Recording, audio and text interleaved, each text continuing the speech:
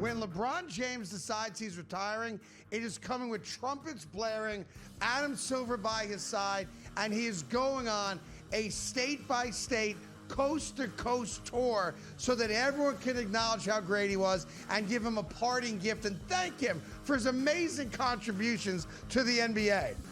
The Craig Carton Show, only on SportsGrid.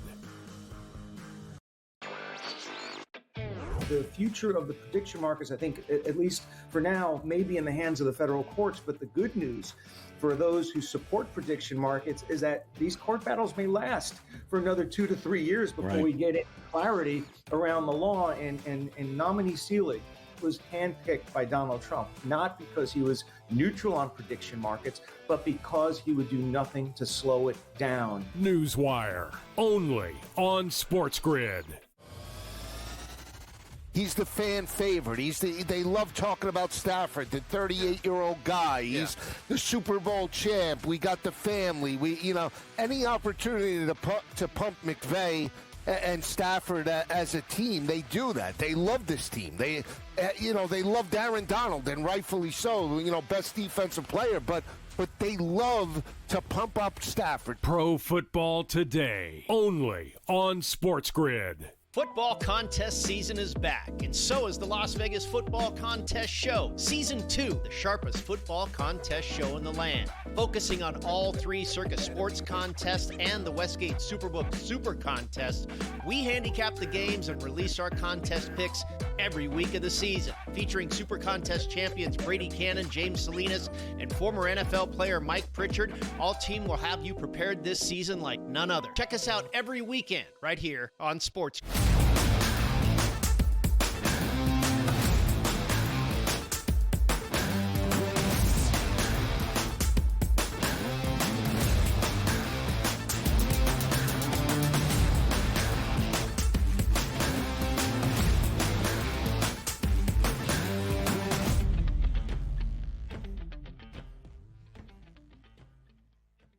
Oh, we're right here. It's Hump Day Wednesday. Welcome into the early line on the SportsGrid Network. It's Donnie Wrights out. It's Joe Ranieri each and every Monday, Tuesday, Wednesday, Thursday, and Friday, setting your table for the rest of your SportsGrid day. Be a little bit smarter around the water cooler. And boy, do we have topics to talk about today around the water cooler. Did you watch the college football playoff show? We got a couple segments dedicated to just that to make sure you're getting the right information and the angles that we think the committee is actually going to play. Did you watch last night? You say, man, I just want to bet a couple dollars and win some money. How about the buy bets going 2-0 once again yesterday as we try to increase a Monday sweep, a Tuesday sweep into a Hump Day Wednesday sweep. It's just what we do. The information that the people need. Your boy DRS and Joe Ranieri, we always got you covered. It was a fun night last night. College hoops, NBA action, and of course, Donnie, the new greatest reality TV show ever created to mankind, known as the College Football Playoff Committee release party. And we get one more of those, too, which is even more fun. Sensational. I'll tell you what also was fun. When you take the points last night, as Joe did with Florida, they almost won. I actually had a game go to overtime with the Pelicans without Zion. Fantastic. But today, time to get caffeinated, Joe. Give us that hot topic. Well, Donnie, we got to talk about that new greatest reality TV show that, let's be honest here. I mean, Jersey Shore aside, this might have been the greatest reality show we have seen in a long time here with this college football playoff selection committee. In just 30 minutes, they somehow managed to enrage and piss off just about a half a dozen college football fan bases and universities around the country. But nobody, and I mean nobody, may be angrier and more determined than the Miami Hurricanes. Now, let's look at the resume, Donnie, right? Miami just finished their season absolutely dismantling a top 25 Pittsburgh team. 38-7, a blowout. And what did they get for it? Well, nothing. They stayed exactly where they were at number 12 on this committee's ranking. They didn't move an inch. Now, meanwhile, look at what the committee's darling Notre Dame did. Who did they beat last week? Well, a 4-8 Stanford team that, if we're being honest, how in the hell are they in the ACC anyway? But they are quite the doormat of the ACC. And yet Notre Dame still sitting pretty at number 10, 2 spots ahead of Miami. Now, here's the part that makes Hurricane fans completely bonkers. Miami beat Notre Dame head-to-head, 27-24. And when does head-to-head not matter is what they're saying. If two teams have the same record and one team beat the other, shouldn't that be the end of discussion? Well, apparently not in this new reality TV show that we call the College Football Playoff. And the reaction, Donnie, might be my favorite part of all of this because it's been phenomenal. We have a full-blown PR war on our hands right now. Miami's athletic director is firing off open letters like he's Thomas Jefferson, reminding everyone that Miami has outscored their last 4 opponents 151-41. Florida Governor Ron DeSantis is on X ripping the committee, saying that ignoring head-to-head results ruins the integrity of the regular season. Hell, even the ACC network, get ready for this, Donnie, is about to air replays of the Miami-Notre Dame game 13 times this week just to troll the committee and remind them who won that game. It is petty, it is chaotic, and it is absolutely hilarious. But here is the scary part for the ACC. Because of their ridiculous tiebreaker rules, Miami isn't even in the ACC championship game. That honor goes to a 7-5 Duke team. That is correct. Now, if Duke beats Virginia this weekend, we're looking at a scenario where forget about Miami, forget about anybody from the ACC. They will get no teams in the playoff. It is ultimate doomsday scenario like we talked about a couple of weeks ago. With the way this committee operates, it's exactly what they deserve, Donnie. But there is still hope, and there might be an exit strategy for this committee. Bottom line is you got to grab your popcorn, folks, because the reality show will continue for one more week.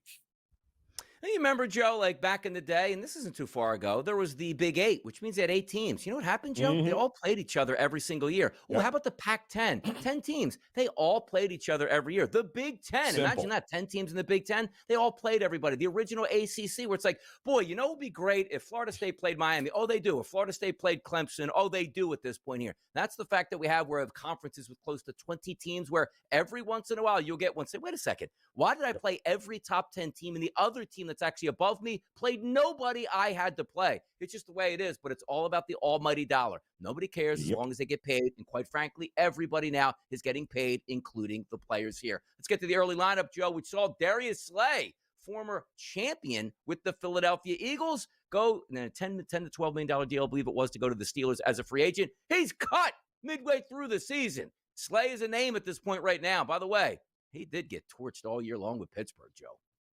Yeah, well, yeah, he kind of did. But very strange, right? I mean, Samuel Jr. now, I believe, off the practice. Asante Samuel Jr. off the practice squad. Like, what is... Like, there is a lot of mixing and matching and great highway robbery with some of these signings, Donnie, that are kind of flying under the radar. And yet here we are, right, heading into, what, week 14 here? This is pretty funny and a waste of money. Ah, there it is. Darius Slay looking for a new team at this point right now. How about Steph Curry out at least 3 more games with a thigh injury? The Thunder came to town last night, 21-1 now, knocking off the Warriors 124-112 as we wait for Steph Curry and that aging Golden State Warriors lineup to return.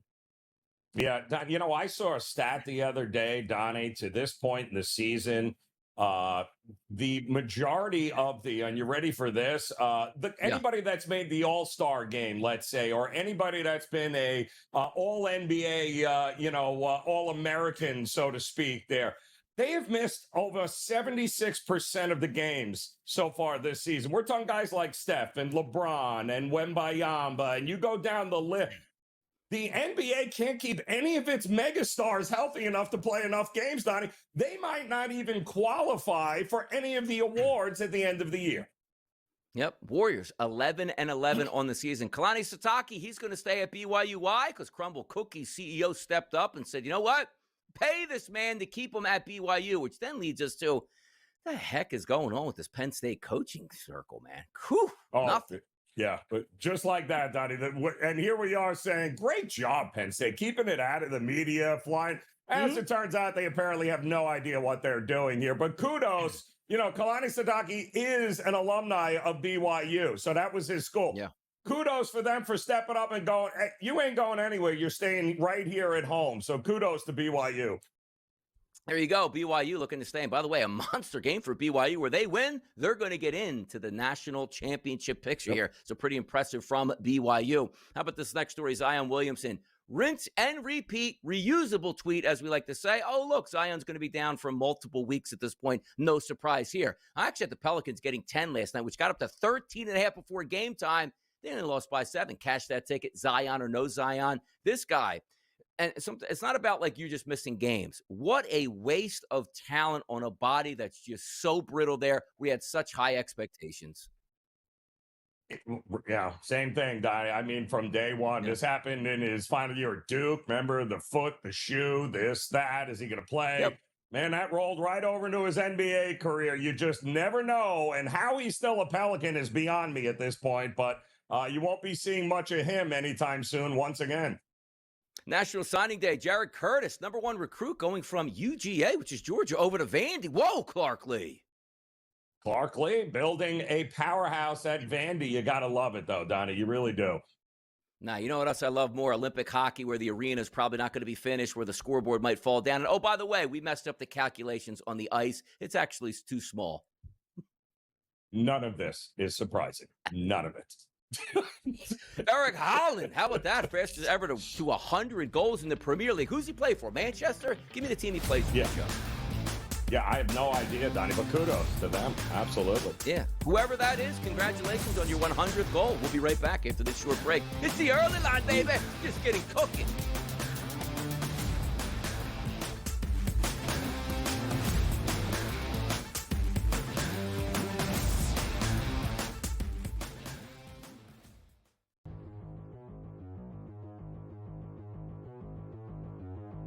Let's play our game of buy or sell. Let's get to the quarterbacks for next year. Mac Jones will be an NFL starter to begin next season. He's looked great. Brock Purdy has not. Buy or sell? You look through the NFL here. Miami, Jets, Cleveland, Raiders.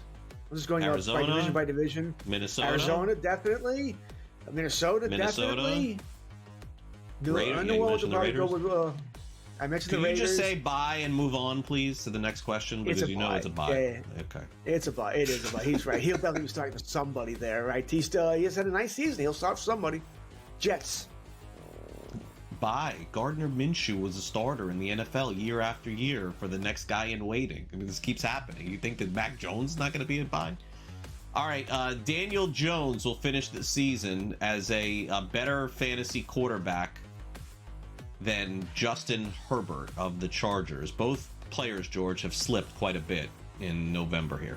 Broken fibula. No, he's not going to finish better than Justin Herbert. I don't know if he's going to finish the season. You got to think if they were playing better, maybe he was sitting out a week or two. But they've been struggling, trying to win that division. Big games now against Houston, that they're sort of pushing him in there. No. I know the offensive line for the Chargers is horrific. I get it. But no, I'll say Justin plays a little bit better. I'm buying it. I don't like what I see with the Chargers at all. Can't run, can't throw, can't play defense. Feels like Harbaugh's getting a little Broken desperate. fibula. It's not a tibula. It's a fibula. It's okay. It's okay. Oh, fine. I don't know that to be true. Okay. It just sounded good. Fantasy Sports Today, Friday starting at 3 p.m. Only on SportsGrid.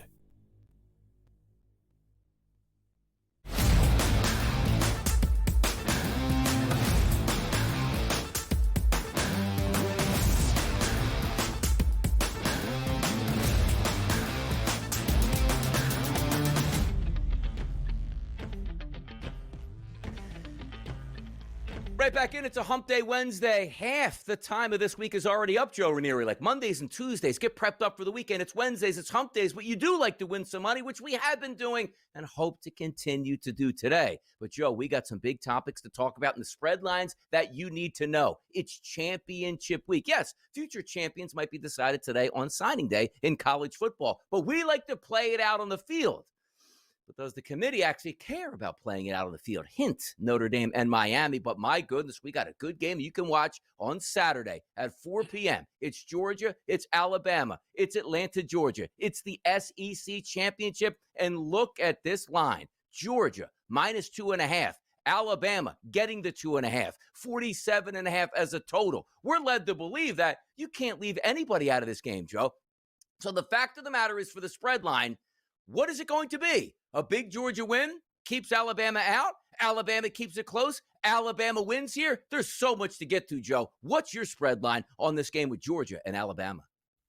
Well, if you think because the game is at a neutral site in Atlanta and somehow that's going to favor Georgia, I would hold your horses there, because we already know that Alabama and their fan base, they travel very well, and they have been here and done this before in this game. But you got to look at the first game, Donnie, which seems like a million years ago. It was September 27th.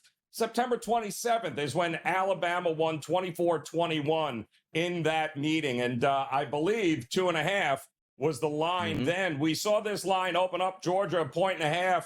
Now it's up to 2.5. The total still hovering around that 47.5, 48 mark. But it felt like Alabama was better early in that game.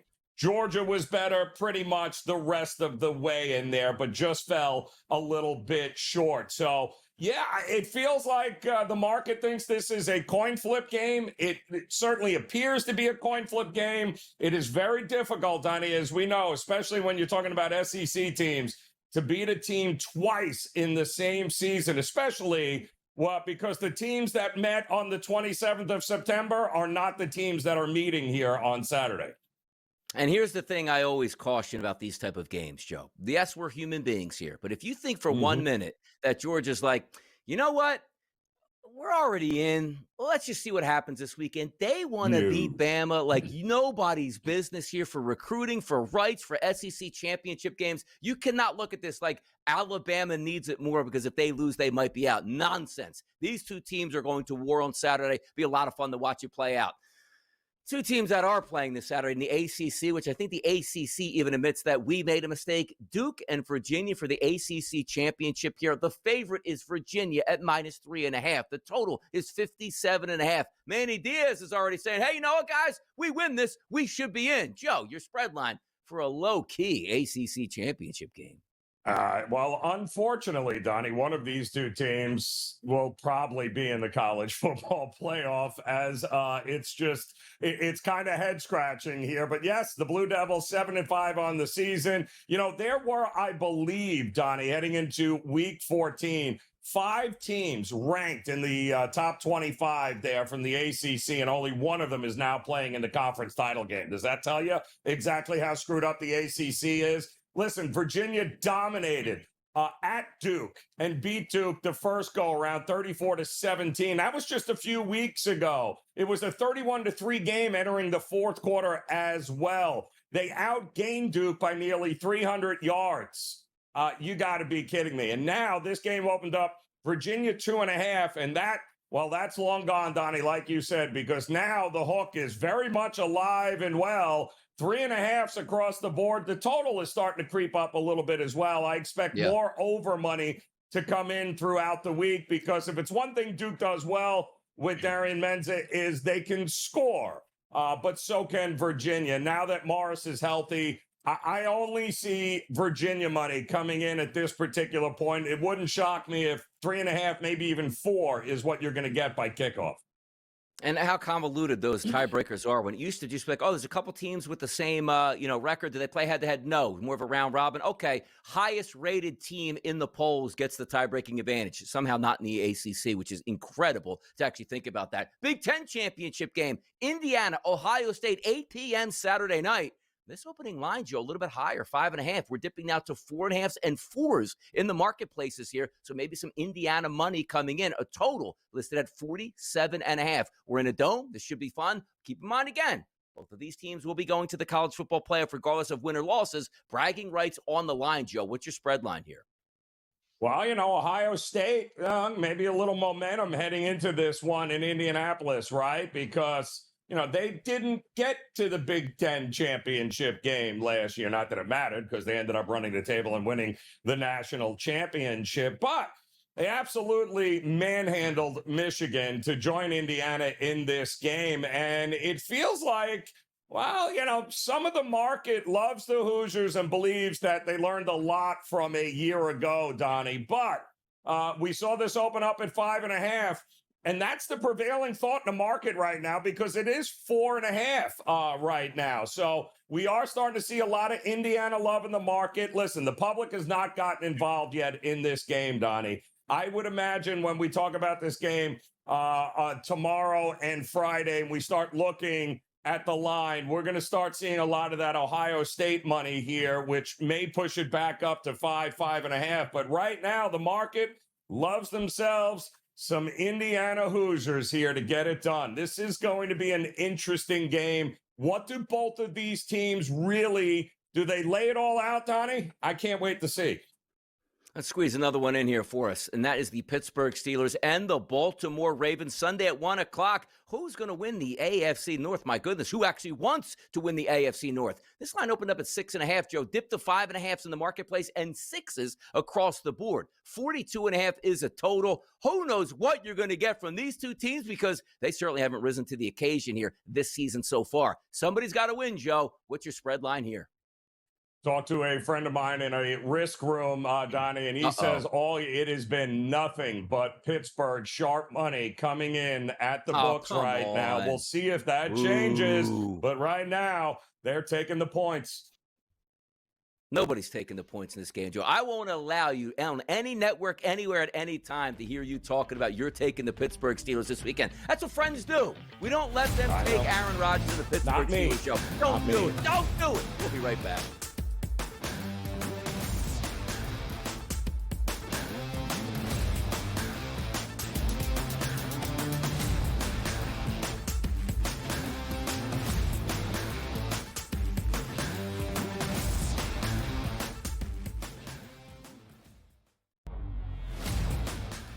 Take a look at it. You say, all right, well, can they do this? But the one thing I know, every year I love the SEC championship game. Like this year, we're going to get a pretty good treat in the Big Ten because you have Indiana and Ohio State. But every single year, it's never like I don't have to watch that because the reason I bring that up is there's a game that's going to be on 8 o'clock that probably should just be played at midnight or 1 a.m. The ACC championship game. Like things are not the same. The Early Line, only on SportsGrid. When LeBron James decides he's retiring, it is coming with trumpets blaring, Adam Silver by his side, and he is going on a state-by-state, coast-to-coast tour so that everyone can acknowledge how great he was and give him a parting gift and thank him for his amazing contributions to the NBA. The Craig Carton Show, only on SportsGrid. The play is Our Fam. You don't know about Our Fam? Go look her up on social media. Go look at YouTube.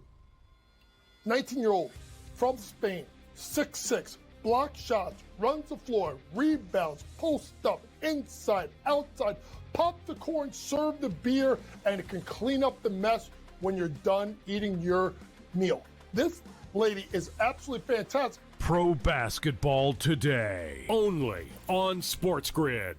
Football contest season is back, and so is the Las Vegas Football Contest Show. Season 2, the sharpest football contest show in the land. Focusing on all 3 Circus Sports contests and the Westgate Superbook Super Contest, we handicap the games and release our contest picks every week of the season. Featuring Super Contest champions Brady Cannon, James Salinas, and former NFL player Mike Pritchard, all team will have you prepared this season like none other. Check us out every weekend right here on SportsGrid.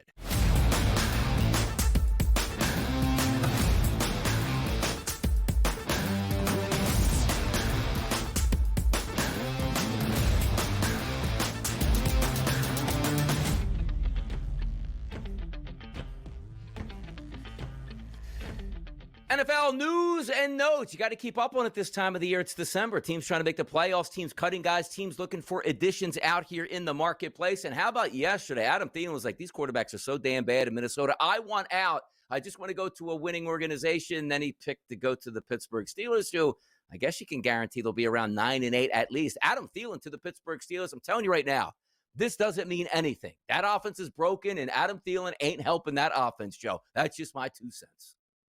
Well, yeah, listen, they need help, and they need help off the line of scrimmage, right, Donnie? Because it doesn't help to stretch the field because you can't get it to Metcalf anyway. So anybody in that slot that can just, you put right in there and, 3 or 4 yards off the line of scrimmage can make the catch.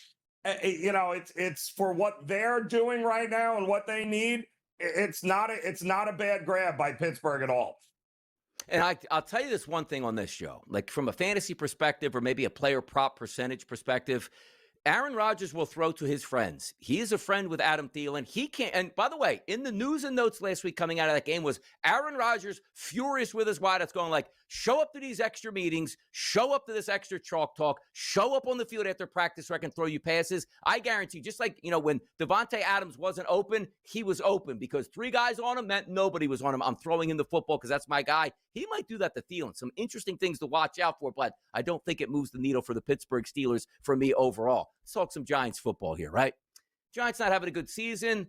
You fire your head coach. The owner's an imbecile. And then Joe Schoen is up there hours late for his GM meeting yesterday with the press. And here he is to talk a little bit about what he's thinking. Let me start off with, 2 wins is not where we want to be right now. It's not good enough. I understand the frustration from fans, ownership, the people inside the building. And nobody's more frustrated than myself. And it starts with me. And I'm tasked with trying to get this organization going back in, the proper direction. And the standard is to compete, for championships year in and year out. And that's the plan moving forward. So, we're going to look at everything, whether it's free agency, draft, coaching, finishing, execution on the field, whatever it may be. We're going to look at all avenues in order to get this franchise back to where it belongs. I mean, I don't know. And I guess maybe it's the New York Giants as an organization saying, like, we need a general manager just to at least coast us into the offseason. There's no way he should have his job back. Like, just an absolute destruction, terror, and mayhem, it feels like, for Joe Schoen. And by the way, I didn't think anybody could be worse. You see those records up there. Like, Dave Gettleman is one of the worst general managers I've ever seen in my life. And Joe Schoen is ready to usurp him because there's no way Joe Schoen is going to have a winning month of December on his way out. So congratulations for the 1 extra win over Gettleman here. He should be shown the door as well. Hey, listen, shout out to the New York media too, Donnie, because in that press conference that he held, when he started taking questions, they took no prisoners with him. They were forcing him to say, yeah, this is all great. Like, everyone else loses their job, but exactly what is your role in all of it? Like, what responsibility do you take, Joe? Like, what can you do better? Because you pretty much fired everybody else and blamed them. So they absolutely held his feet to the fire, and it was absolutely needed. Why he still has a job is a little bit head-scratching. General manager of a football team would probably, if I said growing up as like a 5-year-old, like, what's your dream job? It would have to be that. And the fact that you finally get that job and you're terrible at it, that's really got to sink in. Like, where am I going to be? An administrator after this when I leave? Because who's going to look at me with the Giants and say, that's the guy I want running my franchise here? But the question is, who is that general manager going to pick as their head coach? And will it be Joe Schoen? Who will be the next coach on Kalshi? Mike McCarthy with a 20% chance, which I can't believe that. Like, I understand, like, your franchise in such doldrums. You're just like, I can't go with a young up-and-coming guy. Let me go with the guy who's been around the NFL. 50 years ago, he won a Super Bowl. Maybe that'll save my job. The only reason McCarthy is even mentioned or considered in this market, Donnie, is because of their young quarterback. That's it. That's the only reason you would consider, is because you still think that Brett Favre and others down, the Aaron Rodgers, like, he had a big role, like somehow he's a quarterback whisperer. It's the only reason that you're considering him. Otherwise, no thanks. But you know what? I think a lot of this is going to come down to what Kafka does and the relationship between him and Jackson Dart, if we're honest here, because Joe Schoen's not going to bring in somebody new who's going to upset the apple cart. Like, all the way down that list is John Gruden. Like, I'd rather have John Gruden than Mike McCarthy. Like, just jumpstart and energize my franchise, because if you hire John Gruden, what does your fan base go? Whoa, let me tune into this. You hire Mike McCarthy, like, Okay, we'll see what happens, but I'm not having high expectations. It's really simple, man. You're in the New York marketplace. Have that lightning rod at head coach. More important information next. College football playoff talk.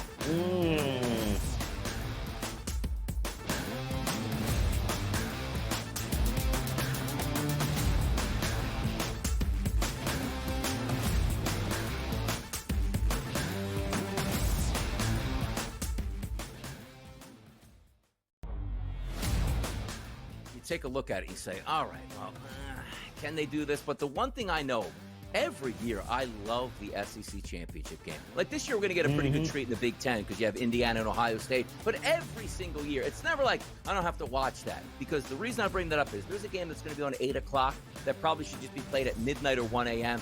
The ACC championship game. Like, things are not the same. The Early Line, only on SportsGrid.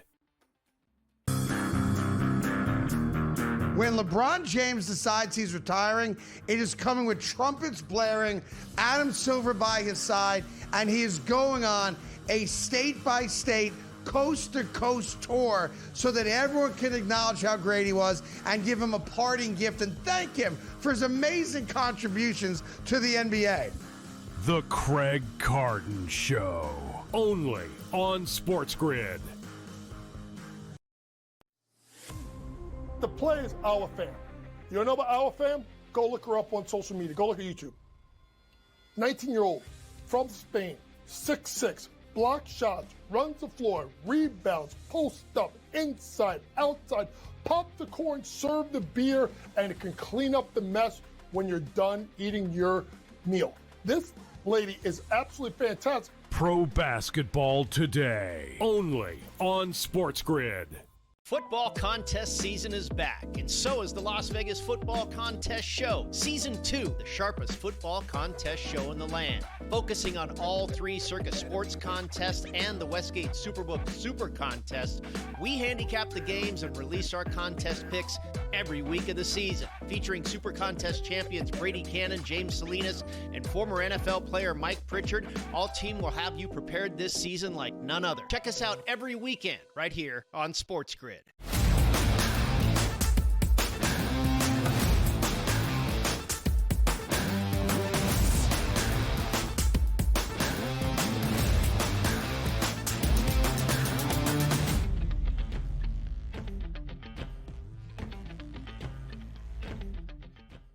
All right, we might need the rest of the hour and a half of this program, Joe, to go over the important information. That's the college football playoff show. I can't stand this show. I didn't watch or pay attention 1 second in the past couple weeks. But now we get down to where it actually makes sense. And before championship week, you want to see teams jockeying for position. And the committee last night, from painting themselves into a corner for weeks prior, I think are giving themselves a little bit of breathing room. If we look at the college football playoff rankings from last night, again, top 10, Ohio State, Indiana, Georgia, Texas Tech, Oregon, Ole Miss, Texas A&M, and Oklahoma. They are in. The question marks now start at 9, 10, 11, and 12. That's Alabama, Notre Dame, BYU, and Miami. The only move of interest yesterday was where was Miami going to go after pulverizing a ranked team on the road? Would they move up? They didn't. However, Alabama, struggling with a poor Auburn team who needed a late drive to win that football game, was rewarded from the 10th seed into the 9th seed currently now in the rankings, dropping Notre Dame to 10. But also the opposite side of the coin there is Notre Dame going to back to 10, which means if BYU loses, they will drop, Miami will move up, and Notre Dame, which would have Notre Dame and Miami side by side. An absolute nightmare scenario that now the committee is saying, now we have an out. Because if they're side by side, they can go, well, what did you want us to do? We never thought they would be side by side. Now the only advantage is they played on the football field. We must put Miami over Notre Dame. Or, Joe, are there other hijinks out there that you're seeing? Well, it's funny what they did here. And maybe more than anything else, Donnie, last night was a great lesson in exit strategy. And that is exactly what the committee gave themselves last night, is a absolute exit strategy, depending, and because we know This character Yannick, who it doesn't feel like he has any idea what's going on, though. It's hysterical, and yet somehow he's the AD at Arkansas. They pushed him on the issue with Miami and Notre Dame, and his answer was there has been no stronger debate. It's not between Notre Dame and Miami, but Notre Dame and Alabama. He said it was one of the fiercest debates for the last 3 weeks. And he said it has really split the committee room. So that tells me that whoever was on the side of Alabama, well, they won, Donnie. They won, and the other side is giving Miami a chance to push Notre Dame out if only one thing happens. And that thing to happen is BYU has to lose. And then that's the only way you can get Miami and Notre Dame side by side and then have to pick it. He did say in that show last night that nothing is set in stone for teams that are not playing this week. So there is a lot. Everything is going to be reseeded and reshuffled depending on the results of the conference championships. If BYU wins, then you get 2 Big 12 teams in there. But if they lose, then the committee gave themselves an exit strategy to then use the head-to-head and put Miami in. Now, also understand this, because the top 8 is secured at this point. Oklahoma's going to be in. We get that. A&M's going to be in. Yep. Forget about that. Alabama. Now, granted, Joe, the last 2 weeks, we didn't get that mild upset, right? Like, oh, Donnie, well, Texas ended up beating A&M. We knew that wasn't going to impact only seeding, right? A&M was still going to be in, and Texas with 3 losses probably wouldn't be included into the situation. But I don't understand this. Like, on a theory where, like, yes, you're playing an extra game, but that's what you have to play for. You play to win in. And we're always taught that, oh, that loss late in the season is going to hurt. Alabama, if they play Georgia, let's call the final score, Joe, 27-20 Georgia, which would drop Alabama to a 3rd loss on the season, and one of those losses to a horrendous Florida State football team by double digits. How can Alabama stay in there? And again, you can't take this. You play the games. Otherwise, you know what they should do, Joe? Alabama goes, you know what? We made the SEC championship game. For the betterment of our team this season, we are pulling out of that game. We will not play. We'll stay at the 9 spot. We'll let somebody else get in there and play as opposed to us. We'll put A&M in there. So now we automatically make it. But no. You're playing this game, Joe. That game matters on the field.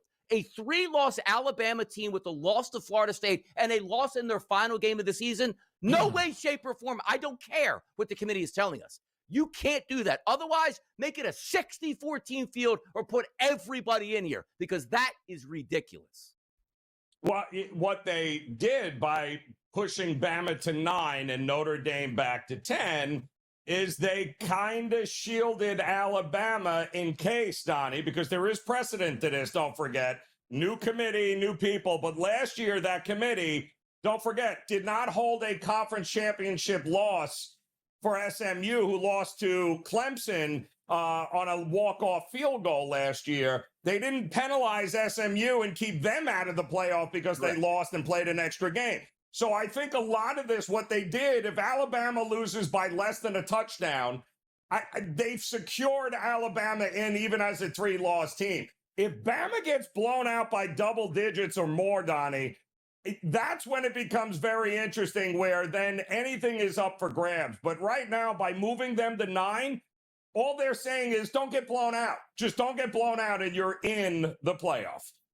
It's unbelievable. It's just nothing makes sense for what they say. And by the way, they're making up these rules as they go. We might show up to that next, I think it's Sunday, probably 12 o'clock when they release the final college football playoff rankings. They can make up whatever they want. If they wanted to, they could, Ohio State, Indiana, it was a close game there. They'll stay 1 and 2. Like, wait a second, they lost. If Georgia wins, why wouldn't they move up? Oh, well, we didn't want to penalize 2 undefeated teams at this point, and we'll keep it in the same realm. I'm interested to see what they see on Sunday, because everybody knows what actually should happen. Now, granted, again, as I say, Joe, we didn't get any mild upsets. So theoretically, we're probably supposed to get a Georgia victory, and we're supposed to get a Texas Tech victory, which is actually exactly, Joe, what the committee does want. Because other than Alabama winning, which, okay, we can keep Alabama in at all, and who knows if Notre Dame or Miami gets in, their doomsday scenario is it plays out where the favorites win, then they have to make a decision and explain why Notre Dame is out, but Alabama is in, even though Alabama just lost their last game. It's crazy work how it is. But, Joe, if we look at that championship picture and the odds, you see Ohio State plus 185. Indiana plus 360, Georgia plus 750, ND 10-1, and that price point. Is it still Ohio State by a wide margin for you entering into this Big Ten championship game and then the playoff?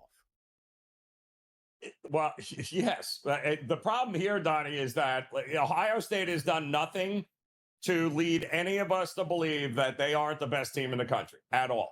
Now, their biggest test is about to come. Michigan wasn't a big test. I mean, that's tough. A lot of mental things to get over to go into the big house and get the win. But from a talent perspective, Ohio State has always been better this year than Michigan.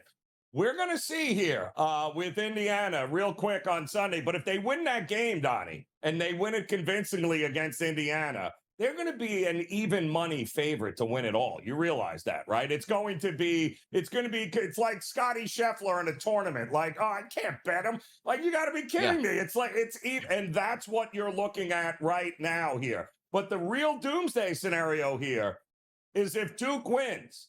Because if Duke wins and beats Virginia, then you are possibly, worst case scenario, looking at not only James Madison, but also either North Texas or Tulane, which means there's a whole lot of blue bloods that are going to be on the outside looking in because of the committee's stupid rules they implemented last year.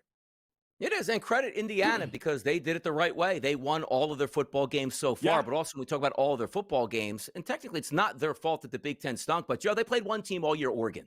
They didn't play another solid football team, and they needed the miracle toe touch of all toe touches to beat a horrendous Penn State football team that had already fired their head coach. So we'll see what they're made out of this week going up against Ohio State, but you look at all these schedules, they're not made the same. You tell me right now if Indiana had to play Ohio State in the regular season, Oregon in the regular season, and who knows else, maybe they scheduled out of conference a team like Texas, we wouldn't be talking about it. So in the future that we talk about now, which Alabama's doing, play the easiest schedule you have. Why? Because the only thing that matters is wins, not who you play. It doesn't matter anymore. Correct. Load up Old Dominion all over that place. We'll be right back. Yep.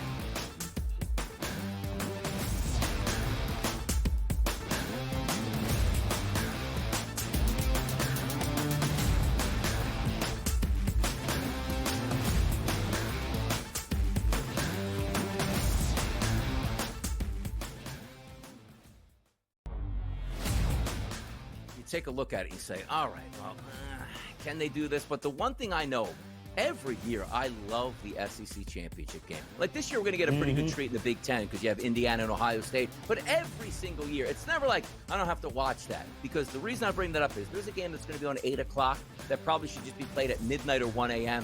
The ACC championship game. Like, things are not the same. The Early Line, only on SportsGrid.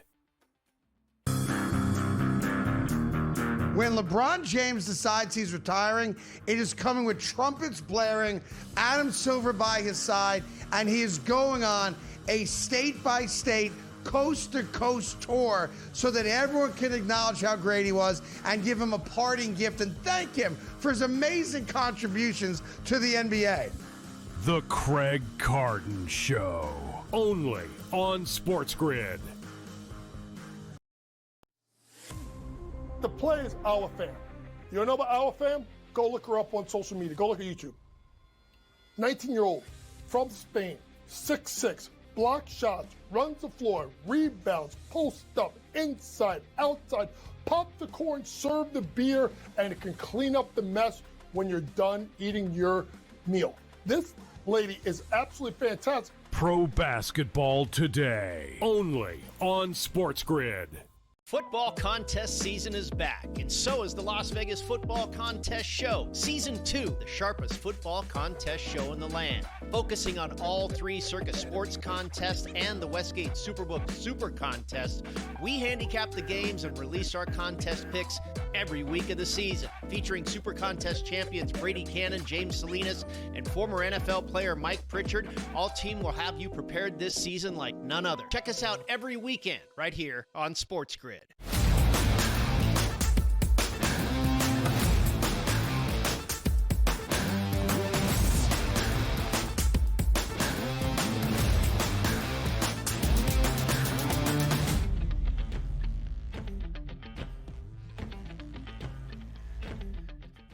We got big games on the board this weekend. We certainly do, and a lot of information to sort of filter through as the week goes on. Now, it is a Hump Day Wednesday, and we're coming up soon on this. These championship games are going to start on Friday night, play out right into Saturday, and then Sunday, right around midday, we're going to know exactly who's in the college football playoff, and away we go, Joe. So I want to ask you this simple question.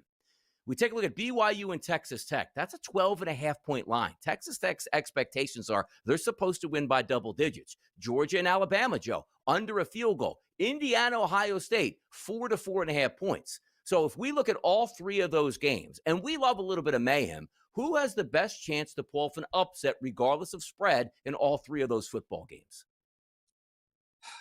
Well, listen, I think Alabama and Georgia can be a coin flip game, right? The real upset will be whether or not we think that BYU, a second go at Texas Tech, will have an opportunity to right that wrong. Now, they did play in Lubbock that first game, right? So advantage Texas Tech there. But at the same time, it just feels like that there's no chance of BYU, I think, of coming back and upsetting Texas Tech. Texas Tech has been a machine all season long. They've already blown them out. The spread is 12.5 for a reason, Donnie. So the only real question is, they haven't both really been tested, but the test that they did have, they passed, is do we think Indiana can do the unthinkable and beat Ohio State? And I think they have the best shot at pulling the outright upset this weekend.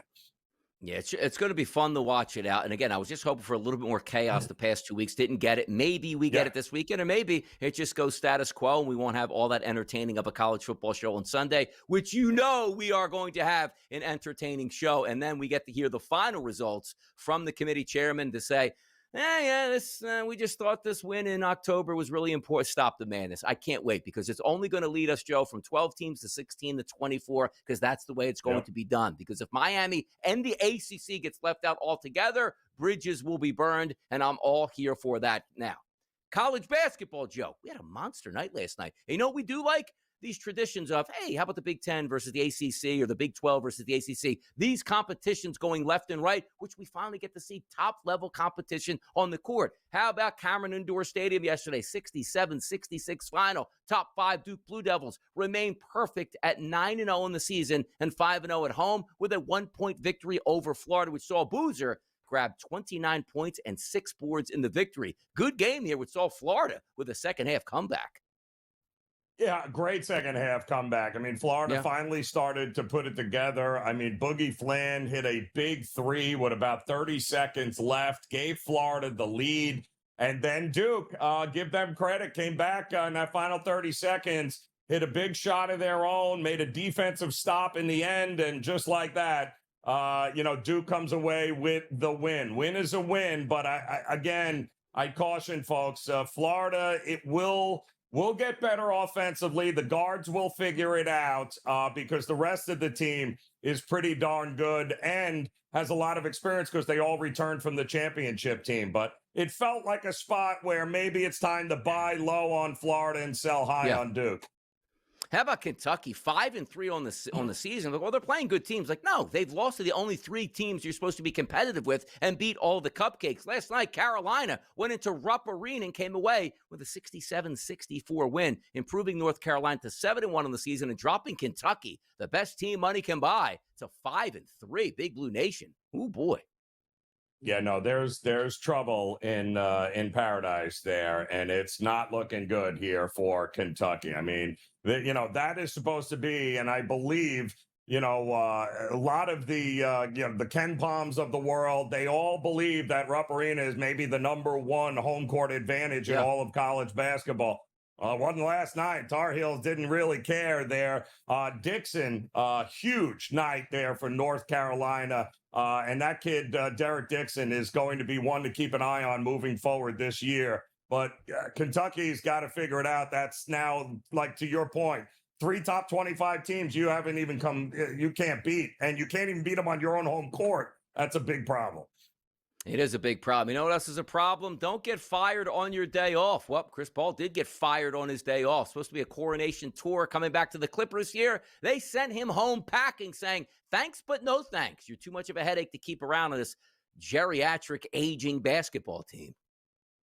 Yeah, it's very strange, Donnie, right? I mean, the whole thing was just, it didn't make any sense. You brought him back just simply because you wanted him to retire. And just he made the announcement, I'm retiring a Clipper. And now you're like, listen, we are so bad right now that we can't even keep you around. Like, we've got to try to find somebody else that we can bring in that can help the team win. That's how desperate it is right now in LA Clipper land with Steve Ballmer.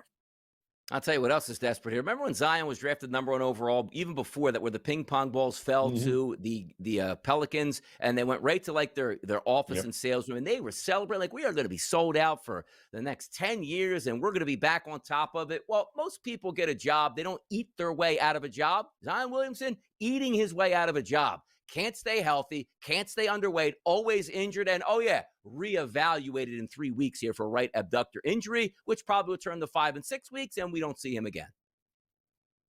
Rinse and repeat, Donnie. And again, I'll say it. I have no idea how it is that he is still a Pelican. And this could be the final straw, Donnie. This could be, we might have seen Zion in his final game in a Pelicans uniform here. We've all been saying it. We've all seen the writing on the wall. It is time to move on because Zion, I mean, now they're saying at least 3 weeks. You know what that means, Donnie. He's gone for 2 months. And Darren Ravel tweeted out yesterday, for those scoring at home, he will miss more than 55% of his games in his career, paid $129.9 million, so he's roughly making $71 million to just stay on the bench and not be a participant here. How about that? Making money for nothing at this point. Danilo Gallinari also retires, Joe. A lot of old-timers retiring at this time of year, huh? Wow. Gallinari been around 100 years. 20 years, 16 in the NBA. Wow. That's crazy, Who the hell called him the Rooster anyway? Did you call him the Rooster even though that was his younger nickname? Days. Yeah, that's at least he got a nickname. Right now. And by the way, NBA action for you, Joe, last night. I mean, look, public fades have really been working out in our favor. Who wanted to take the Pelicans last night? Oh, no, Zion's out. We almost won that game outright, people. That's how we get down. So, again, stay tuned for Bye, Bye, Bye. I got another public fade coming up at the end of hour number 2. We'll be right back.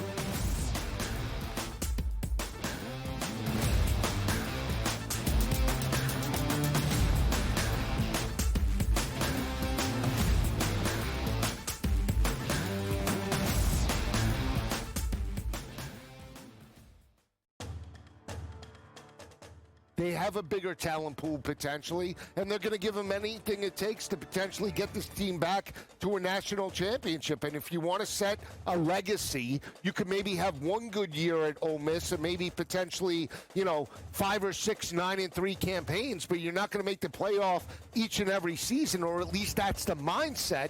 You have a better path at LSU or a bigger school. SportsGrid's College Football Today.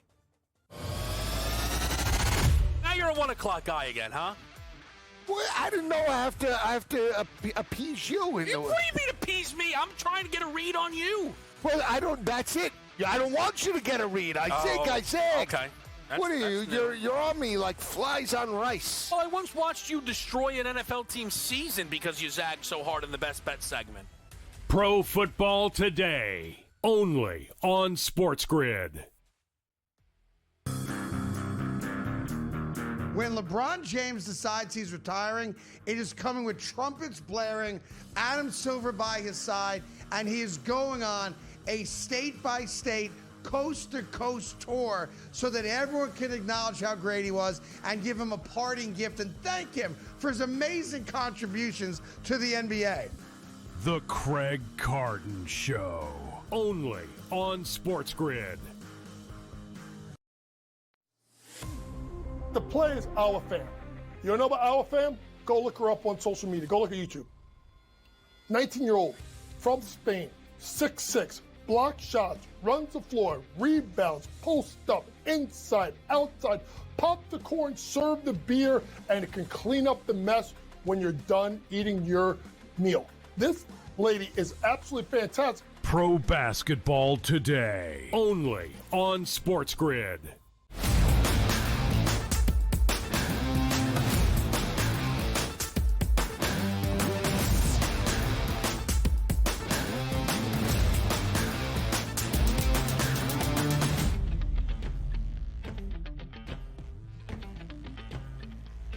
Thursday Night Football, we got a good one tomorrow night. That's between the Dallas Cowboys and the Detroit Lions. You want to talk about who's making the playoffs? This could be possibly an elimination game. Detroit, we thought would probably be at the top of the standings, starting to slip as of late. Dallas looked dead and buried, now coming back from the grave in order to try to make a playoff run and maybe even an NFC East championship here, which usually doesn't have back-to-back champions in the NFC East. But this game opened up as the look-ahead line, Joe, 5.5 points. It's no longer there. It's -3s across the board as a favorite towards the Lions and a total of 54.5 points. Points are expected. Dallas is humming. What do we get out of the Lions as now a slight favorite at home on Thursday? Well, nothing good, Donnie. I mean, we can honestly say that. I mean, we've just watched, if I'm not mistaken, Jameis Winston and Jordan Love torch this defense of the Detroit Lions here in really not good ways for Detroit. They can't get any stop. They are susceptible to guys that can throw the ball. And who do they have coming in? My goodness, maybe the hottest quarterback and receiving tandem and maybe one of the hottest offenses in the NFL. There is a reason why, Donnie, and I believe at 54.5, this is the highest total we've had all year in the NFL. And I don't see it closing lower than this, by the way. But I mean, what are you going to expect here? I mean, yes, it's on the road for Dallas, but it's indoors. It's in a fast track. You're going to get exactly what you've gotten from the Cowboys here over the last couple of weeks. Pretty good defenses, too, that they've beaten up in Philadelphia as well as Kansas City, and they still lit them up offensively. What has Detroit shown us that believes that all of a sudden they're going to be able to stop Dak in this? The answer is they're not. So I get why the market is moving towards Dallas. There are going to be points in this game. The only question is, how many are Dallas going to score? And I think they're going to score. 30 is going to win this game, Donnie. You better get the 30 points. Otherwise, you're not winning this game. Who do you think gets there first, Dallas or Detroit?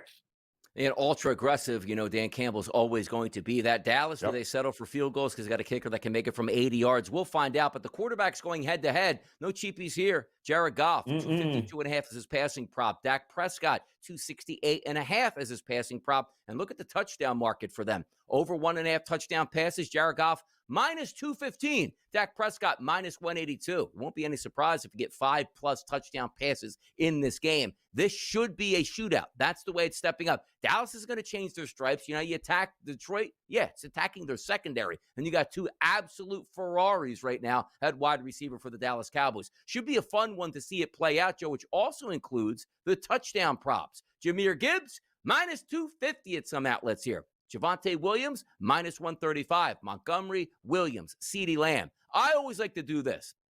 I talk to Tom Vecchio all the time. CeeDee Lamb, +115. George Pickens, +120. How does one of those, if not both, don't score in this game? You split it, you take plus money home, and away you go, Joe. Yeah, I can't go wrong because, yes, there are going to be touchdowns. But I would be careful with the Detroit side, given the fact that, no Sam Laporta, no Amon-Ra St. Brown there for them. They have limited options now, which I think is why Goff has actually been throwing less. They've been trying to run more here because what other choice do they have? Two of his favorite weapons and favorite targets are no longer available. And we saw the great hands Williams has. So they're going to need the running backs in the running game to be pretty good here. That's who I would focus on with the Lions when it comes to touchdowns for sure. Yeah, look at Jahmyr Gibbs, 76.5 rushing yards. David Montgomery, 33.5 rushing yards. They really need to make sure they run the football because Amon-Ra St. Brown is not going to play in this football game. That really hurts them. That's the guy that's wide open every play. Anytime you want him, they scheme him open. And also understand this. Dan Campbell hasn't really been on the hot seat, like revigorating Detroit football here. A lot of that had to do with Ben Johnson. Ben Johnson's not here. And it seems like Detroit cannot get a first down on fourth down to save their lives when they lived on that in the past. Something to keep an eye on. The one thing that we do know is a Lion not going to change his stripes here in this game. They'll continue to go for on fourth down, and that might be the difference in the game, Joe. Yeah, well, let's face it. With Dan Campbell calling the plays, You know, they have now thrown the ball 23% less than what they have in years past. That's keep an eye on that moving forward in the prop market too, because it's got to be running or bust apparently with Dan Campbell. And by the way, Jahmyr Gibbs, 15.5 carries is his rushing attempt number there. I think he goes over that because why? Yep. I don't think there's any other way. You got to run the football this weekend if you are the Detroit Lions. More fun coming up in hour number 2. Don't you go anywhere, people. This is the early line.